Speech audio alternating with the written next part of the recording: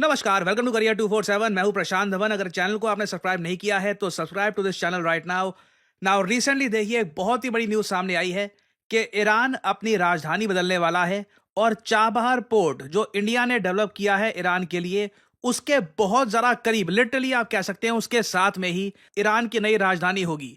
Russian media आप अगर देखो, सोशल मीडिया पर और जगह हर जगह ये पब्लिश कर रहा है कि जो ईरान अपनी राजधानी चेंज करेगा, ये एक बहुत ही बड़ी अपॉर्चुनिटी लेके आएगा भारत के लिए।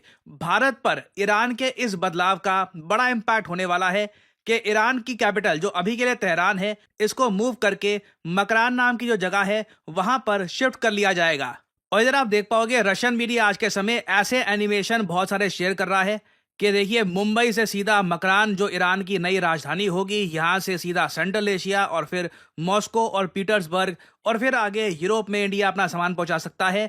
ये चीज देखिए, रशिया बहुत जरा प्रमोट इसलिए कर रहा है क्योंकि रशिया आईमैक कॉरिडोर के अगेंस्ट है। आपको पता होगा, आईमैक कॉरिडोर है India middle east Europe economic corridor.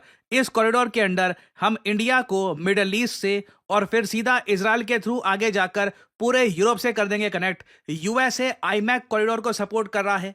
Russia चाहता है कि आईमैक कॉरिडोर सक्सेसफुल ना हो, ईरान भी ये चाहता है कि ये सक्सेसफुल ना हो। और अब ईरान ने लिटरली इंडिया को एक डायरेक्ट मैसेज भेज दिया है कि इंडिया, हम अपना कैपिटल और आपके करीब ला रहे हैं। चाबहार पोर्ट के बिल्कुल नेक्स्ट हमारी राजधानी होगी और भविष्य में अगर आपको यूरोप में पहुंचना है, कहीं भी जाना है, आप ईरान के रास्ते होकर जाइए। और मैं वैसे आपको बता दूं, इस डेवलपमेंट से ना बहुत सारे और रास्ते खुल जाते हैं इंडिया ईरान अंडर सी पाइपलाइन के भी। ये एक गेम चेंजिंग मूव हो सकता है इंडिया और ईरान दोनों कंट्रीज के लिए। और एक बार जरा मैं आपको मैप में दिखाऊं कि मकरान नाम का जो ये शहर है कहां पर लोकेटेड है एग्जैक्टली, तब आप अप्रिशिएट कर पाओगे कि आज के समय ईरान कितना कॉन्फिडेंस दिखा रहा है चाबहार पोर्ट और इंडिया की इन्वेस्टमेंट्स पर। इधर आप देख पाओगे, ये है हमारा प्यारा भारत और इंडिया के बिल्कुल साथ में यहाँ पे आपको दिख जाएगा मकरान नाम का ये शहर। ना आप नोट करोगे, मकरान में जब मैं जूम इन कर रहा हूँ तो यहाँ पे आपको चाबहार भी दिख जाएगा। जी हाँ, ये चाबहार बे है और यहाँ पर बहुत सारे छोटे छोटे पोर्ट सिटीज हैं जिनमें चाबहार भी आता है। इंडिया के पर्सपेक्टिव से आप अगर सोच कर देखो, कितना कन्वीनियंट होगा कि चाबहार पोर्ट जो आज के समय लिटरली इंडिया के अंडर ही आता है। इंडिया काफी हद तक जो ऑपरेशन है यहाँ पे इसको कंट्रोल करता है। इसके बिल्कुल नेक्स्ट होगा ईरान का कैपिटल। हाँ, एक बात मुझे यहाँ पर यह बोलनी पड़ेगी कि जिस तरीके से डोनाल्ड ट्रंप ईरान के अगेंस्ट खड़े हैं, बेंजामिन नेतन्याहू भी बताया जा रहा है, अभी लग रहा है कि ईरान पे एक बड़ा आक्रमण कर सकते हैं भविष्य में।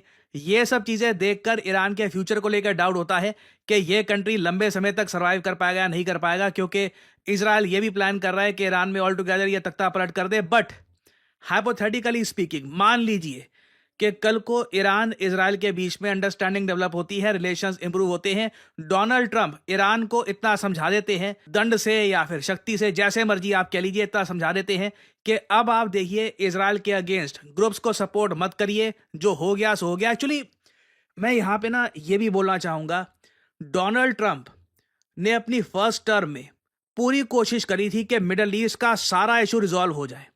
जेन्युइनली आपको पता है कि एब्राहमिक अकॉर्ड, जिसके अंडर बहुत सारे इस्लामिक कंट्रीज ने इजराइल के साथ रिलेशंस एस्टैब्लिश किए हैं, ये स्टार्ट किया था डोनाल्ड ट्रंप ने। और आज के समय मिडिल ईस्ट में सबसे ज्यादा टेंशन का कारण क्या है? आप कहोगे इजराइल और गाजा के बीच में जो इशू चल रहा है। इजराइल लगातार गाजा पे बॉम्बिंग करता है, फिर आसपास के जो कई कंट्रीज हैं वो गुस्सा हो जाते हैं। This is the issue right now, right? Donald Trump ने ना अपनी पहली टर्म में एक प्रपोजल दिया था गाजा को, और मैं कहूंगा इतना अच्छा प्रपोजल था ना वो। उस वक्त अगर उस प्रपोजल को ये लोग एक्सेप्ट कर लेते, आज के समय हजारों लोगों की जान बच जाती। वो जो मैप था डोनाल्ड ट्रंप के प्रपोजल का, वो मैं आपको दिखाता हूं। उसके बाद आप जेन्युइनली सोचोगे, अब जो गाजा में जो ये 45,000 लोग मारे गए हैं, ये सब कुछ टल सकता था। इधर आप देख पाओगे, इस पर एक लिटरल विकीपीडिया पेज है। मैं जब भी गाजा की न्यूज़ सुनता था ना, वहाँ पे अब इतने लोग मर गए हैं, सिविलियंस पे इतना वहाँ पे अब बॉम्बिंग हो रही है, मैं कई बार इस विकीपीडिया पेज पर वापस गया हूँ और कई बार मैंने सोचा है, व्हाट इफ ट्रंप का जो ये प्लान है विजन ऑफ पीस का, अगर एक्सेप्ट कर लिया जाता है इसको, तो क्या होता? ट्रंप ने कहा था कि हम पैलेस्टाइन को एज ए कंट्री एक्सेप्ट कर लेंगे, इजराइल भी एक्सेप्ट कर लेगा। ट्रंप का यह कहना था कि हम पैलेस्टाइन को यह डील देते हैं कि ना सिर्फ ये पट्टी, ये तो गाजा पट्टी हो गई ये आपकी, साथ में यहाँ का इलाका, ये जो इलाका है ये भी आपका। साथ ही साथ हम गाजा और वेस्ट बैंक को कनेक्ट करने के लिए एक अंडरग्राउंड टनल भी बनाएंगे। ये जो टनल का खर्चा है इजराइल खुद अपनी जेब से देगा, यूएस खुद यहाँ पे पैसा खर्चेगा ताकि गाजा के लोग आराम से यहाँ पर वेस्ट बैंक जा सकें, वेस्ट बैंक के लोग गाजा जा सकें। उसके अलावा इस प्लान में यह भी लिखा था कि इजराइल के जो बहुत सारे शहर हैं इनको छोटे छोटे एनक्लेव में बांट दिया जाएगा। इजराइल की मिलिट्री यहाँ पर प्रेजेंट रहेगी, पैलेस्टीनियन मिलिट्री यहाँ पर एक्टिव नहीं होगी। और उस वक्त ट्रंप ने साल 2020 में यह कहा था कि मैं उम्मीद करता हूं कि फिलिस्तीन के लोग काश ये प्लान पढ़ लें। आज के समय मैं यही सोचता हूं अगर ये लोग प्लान पढ़ लेते उस वक्त और इसको एक्सेप्ट कर लेते, कई लोगों की जान बच जाती। आज के समय इजराइल पूरी गाजा पट्टी को ही कब्जाने की सोच रहा है, आधी गाजा पट्टी डिस्ट्रॉय कर चुका है। तो अगेन डोनाल्ड ट्रंप के बारे में मैं ये कहूंगा, बिल्कुल ईरान को ये धमकियां दे रहे हैं, मगर आई थिंक ट्रंप ईरान को एक अपॉर्चुनिटी भी देंगे कि आप लोग जो भी अपना एग्रेशन दिखा रहे हैं आप लोग इसको खत्म कर लीजिए, पीस के रास्ते में जाइए। और अगर ईरान उस रास्ते को एक्सेप्ट कर लेता है, भारत के लिए उससे बढ़िया कुछ हो नहीं सकता। रशियन मीडिया ने यहां पर यह भी टाइप किया है कि ईरान के लिए सबसे बड़ा नेचुरल गैस और ऑयल का बायर है इंडिया इस रीजन में। पिछले 4-5 सालों में हमने ईरान से ऑयल नेचुरल गैस परचेज किया नहीं है बिकॉज ऑफ यूएस सैंक्शंस, मगर उससे पहले इंडिया ह्यूमंगस स्केल पे परचेज करता था ऑयल नेचुरल गैस। तो आप इमेजिन कर सकते हैं अगर मकरान डेवलप हो जाता है, ईरान की नई राजधानी यहाँ पे डेवलप हो जाती है, तो इंफ्रास्ट्रक्चर यहाँ पे बहुत सारा बनाया जाएगा। और सिंस यहाँ पर देखिए इस नए कैपिटल को बनाने में ईरान को खुद एनर्जी चाहिए होगी, तो ये लोग तेहरान से लेकर और ईरान के बहुत सारे इलाकों से लेकर यहाँ पर एनर्जी पाइपलाइंस खुद बनाएंगे। इनकी खुद की नीड्स होगी। इंडिया को उसके बाद ईरान के साथ ना या तो हम अंडर वाटर पाइपलाइन बिछा लें, अगर वो नहीं करना तो सीधा कार्गो से भी हम बहुत ही आराम से बड़े स्केल पर ईरान से बहुत कुछ नेचुरल गैस, ऑयल ये सब परचेज कर सकते हैं। And it will be very easy for India. India business कर पाएगा ईरान के साथ, इन्वेस्टमेंट्स कर पाएगा। दोनों कंट्रीज मैं कहूँगा बहुत करीब आ सकती हैं। बट इसमें मैं यहाँ पर यही बोलूँगा, एक बहुत बड़ा इफ है कि जो गलती फिलिस्तीन ने कर दी थी 2020 में ट्रंप का प्लान ठुकरा कर, उम्मीद करता हूँ ईरान ऐसी गलती ना कर दे। कहीं ना कहीं ईरान को जो अपना स्टांस है वहां पे एडजस्टमेंट करनी होगी, शांति की तरफ बढ़ना होगा।